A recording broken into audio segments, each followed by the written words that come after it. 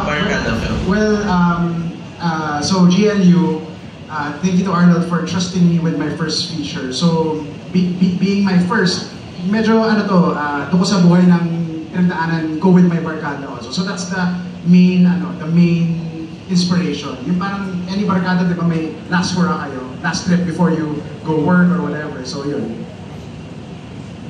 Alright, thank you Direk. Thank you so much. Anyone else? Jerry Olea. Hi, Sir Jerry. Ikaw talaga, nakakaloka. Direk, what's with April 24 at yung isang movie, Elevator, kasabay pa rin yung GLU? Hindi ko alam, parang nagkataon, pero since Chinese ako, naniniwala ako, baka swerte for 24-24. So sana swerte nga for both. Festival. Kumusta yung pakikitrabaho dito sa mga actor rito na considering na after doing GLU, ang layo na ng marating ng kanya-kanyang career. Super nakaka-proud. I mean, nung 5 years ago, parang, medyo bago, medyo some of them bago pa rin. So, super proud na seeing them kasi connected pa rin naman kami through social media. So you see what they're doing. Si David nga, may bibilan akong burger nung pandemic. Siya pala may-ari. So, wala lang, nakakatawa na, yun, I'm very proud of everyone, the cast. Even sila Kiko, sila Ruru, ganyan. So, super proud. Kumusta yung pagdidirect sa kanila dito sa actor? Kumusta yung dynamics nila? Sinasabi ni Derek, super friends talaga sila lahat doon eh. So, minsan magulo, bugoy din ako, minsan sabayan ko sila sa gulo. So, but overall fun, very, very steady yung shoot natin. And because LU nga, yung vibe, hindi ka stress ka na pero makikita mo yung dagat, tatamaan ka ng hangin. Parang may natural na pang magre-relax kayo because you're in such a beautiful place. Hindi ba, wala ba silang ere naman doon na kahit yung mga babae? Wala naman. Parang surprising, I mean for pogi at maganda sila, parang wala namang vanity, wala namang ganong egos na nag-ano. So, I'm very appreciative of the entire cast. Dun sa cast, ano sa tingin niyo yung ginawa niyo sa movie para mag-stand out kayo? Kasi ang laki ng cast ang dami ninyo. Ano yung kumbaga may moment, shining moment ninyo?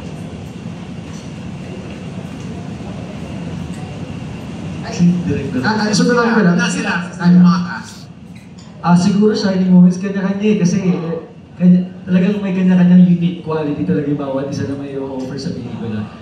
Siguro talaga panoorin nila kung ano yun. So, hindi namin ibibigay yun pero talagang ma-appreciate yung bawat isang character kasi lahat magaling, lahat binigay lahat nila yung best nila. Ano po bang qualities? Yung parang mapansin ka talaga, hindi ka matapunan. Wala naman po. Ako for my character, gusto ko lang makasabay sa apps nila, Derek, TJ, and David. So, try my best. So, sana po. Ako naman, I think at that time, yung competition na nakikita ko was yung sa katawan. Diba?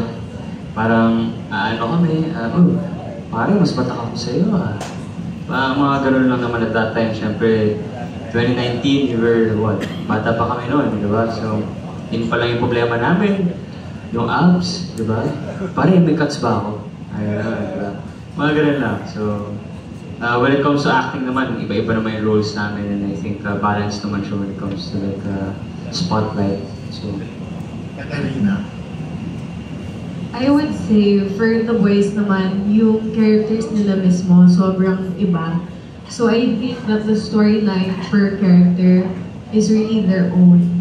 And yung mga kwento kasi per character is so distinguished that I haven't seen it, but feeling ko lang from the vibe of when we were shooting, the audience will be so invested in every single story. For the girls naman, I don't know, you're gonna have to watch kasi hindi ko talaga maalala. Pero feeling ko, for the girls, kasi iba din yung mga storyline namin and I can't remember kasi yung story. Yeah, everyone has a highlight. All I know is that, oh my God, sinabi ni Direk, I kissed Kiko. But that was my first Direk naman. Just, yeah, watch the movie and you will see how different we all are and how the story develops and how much fun we had shooting it also. Eric, Yung question po is how we yung paano stand out, no? oo, sa laki ng cast ninyo. Well, siguro para sa amin, walang nag-stand out kasi lahat kami nag-connect sa isa't isa and that's the most important. Yung pag sinabi mo kasi may magsa-stand out, ibig sabihin nagsosolo siya sa acting niya. Pero lahat kami dito is works towards one goal and which is pagandahin yung film and magkaroon kami ng natural chemistry. And which happened naman na makikita niyo sa trailer namin na hindi ko rin ina-expect na grabe yung mga reactions namin very sincere, very candid. So nakakatuwa kasi hindi namin to in-expect Nung tinitingnan namin yung script, parang script lang siya, pero nandun na parang may buhay na. So yun, nagko-connect kami sa isa't isa. Si Dondo naman daw magtatanong doon sa Mila. Ready ko na. Sensya na. And para sa cast, ano yung may consider yung parang memorable experience nyo while doing the film? And of course, experience din sa LA. Si David. Yung pwede lang ikwento Or yung pwede rin naman yung hindi pwede ikwento. Yung mga adventures ni David pagkatapos ng shooting. Well, yun nga. Actually, yung pinaka-memorable dito is when we wake up every day at 6 a.m. to run. Because I'm not a fan of running talaga, pero like pinupush nila ako talaga kasi more on lifting weights, pero like cardio in the morning.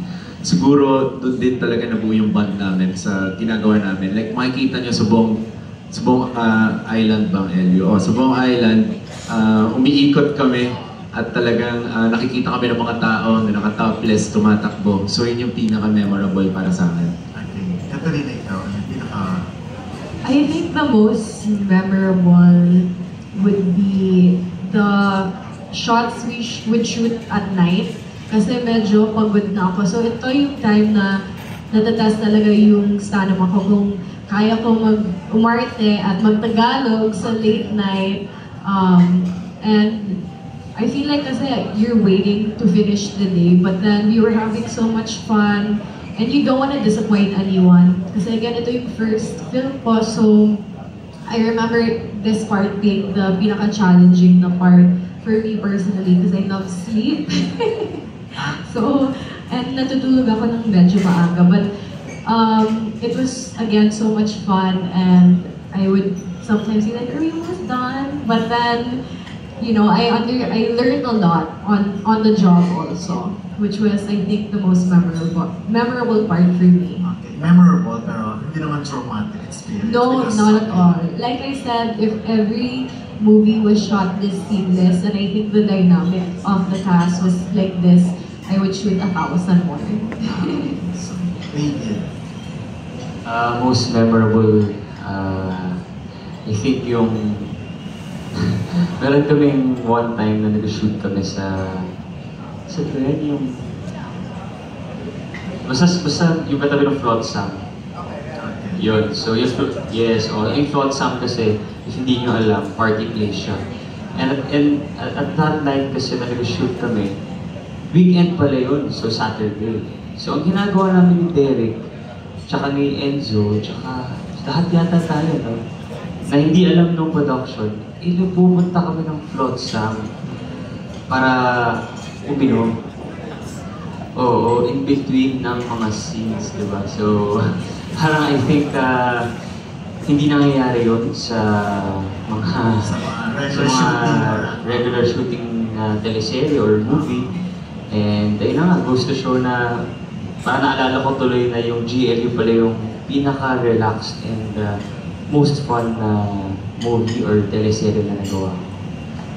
So, direct ba? Nag-shooting sila kahit medyo tipsy sila? Ay, hindi naman.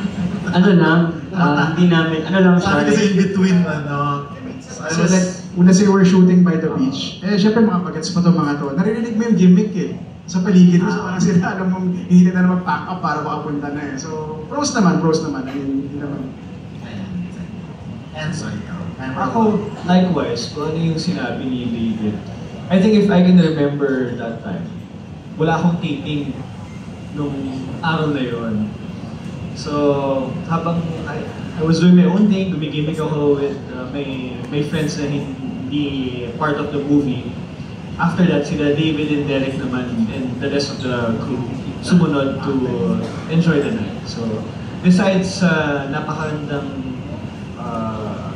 lugar ng LU, it's really nice na nung time na yon, we were one of the first na bago pa mag-peak talaga ang La Union. Nandun na kami na nag-hangout, gumigimik, wala pa masyadong as development compared to now. So may pagka somehow raw pa yung bare pa yung LU before. Right, which is right now, napakaganda pa rin ng LU. Follow ko na rin since ikaw naman yung gumigimik. Sino sa mga nakasama mo ron ang pinakalapit din ng babae? Yung nakikita mo talagang wala ka siyang magnet. TJ. Si TJ. Hindi, para sa akin siguro si Kiko or si David. Hindi, para sa akin si Enzo talaga. Derek niya pare. Then, so single ka naman nung time na yun, di ba? Nung nag-shoot kayo nito, wala pa kayo ng share. So okay lang naman nung Time na yun, okay lang gumili. Okay. Nagpita ng maraming babae. Wala, hindi po. Sabi ni David, Napitin pero di pinapansin. Wow. I got you, bro. I got you. and you, DJ, yung memorable na. Memorable. Siguro yung mga sabay-sabay kami kumakain. Minsan kasi pag walang ginagawa, sabi, doon tayo mag-lunch, may masarap na kainan doon. So sabay-sabay kami kumakain doon as a group.